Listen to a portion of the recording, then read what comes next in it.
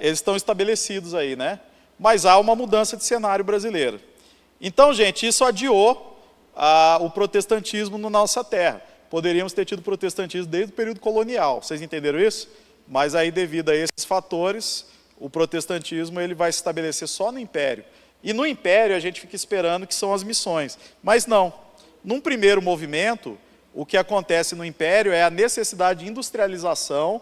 Aliás, Dom Pedro I, Dom Pedro II, Bonifácio, eles foram figuras brilhantes, inteligentes e tudo. Dom João VI, né, a gente pinta ele como um gordinho comendo coxinha de frango, né, mas Dom João VI é uma figura brilhante, né, é o único cara que deu nó no Napoleão na Europa, né, deixou Napoleão a ver navios, de fato. Ele trouxe para nós a Biblioteca Nacional, o Banco Central, os Correios, né, Banco do Brasil.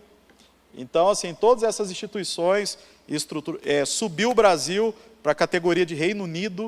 O Brasil passou a ser parte do Reino Unido, de Portugal e Algarves, antes de ser um império independente. Então, assim, ele foi uma figura importante. Nesse cenário de modernização e industrialização do Brasil, eu não sei se você sabe disso, mas a malha ferroviária brasileira já foi muito grande, né? A malha ferroviária ela era comparável com a dos Estados Unidos na época.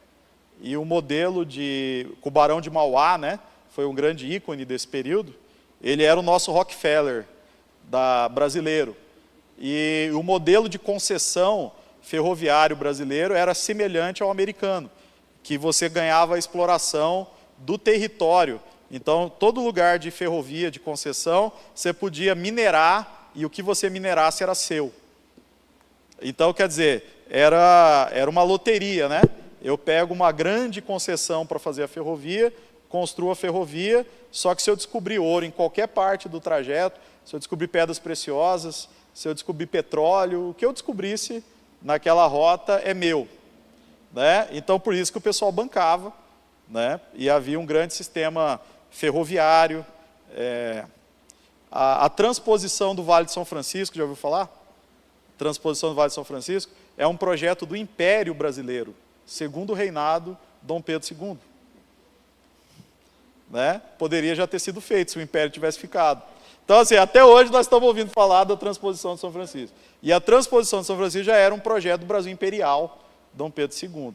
Então, tem muitas coisas que a gente poderia... Dom Pedro II era uma figura tão emblemática e tão extraordinária que ele foi indicado para presidente dos Estados Unidos. E ele ficou bem votado, né? Porque naquela época, na legislação americana, podia indicar personalidades assim, de qualquer lugar, e aí ele foi indicado como candidato a presidente dos Estados Unidos. Né? Ele foi capa da época das revistas. Quando Graham Bell produziu o telefone, Dom Pedro II era uma figura tão simpática que Graham Bell fez um telefonema para Dom Pedro. Então, assim, a gente não tem a dimensão, né?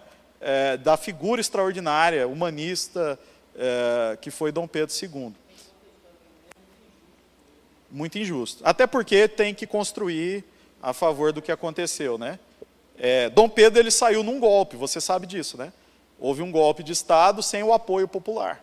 Não havia apoio popular para a saída de Dom Pedro do poder. Não. Até porque ele não se defendia, ele era uma figura... Dom Pedro II, por exemplo, no Império Brasileiro, ele dava liberdade de imprensa. Ele fazia alternância de poder na indicação de primeiros ministros. Né? Ele colocou partidos organizados. Então, ele era abolicionista, embora só nos 2 últimos anos de Império que houve a abolição, né, da escravatura. Mas ele fazia o quê? Ele fazia festas abolicionistas na casa dele, com a princesa Isabel organizando e tudo mais, e nessas festas abolicionistas, todo o dinheiro arrecadado era para alforriar escravos. Ele fez isso por cerca de 40 anos. Então, assim, Dom Pedro II era uma figura realmente, gente, para ser estudado, nós temos que estudar essas figuras. Independente de plano de governo, sistema de governo, são figuras do país. A gente, na verdade, parou de estudar figuras nacionais. Né? Agora saiu o seriado do Ayrton Senna, olha que coisa extraordinária.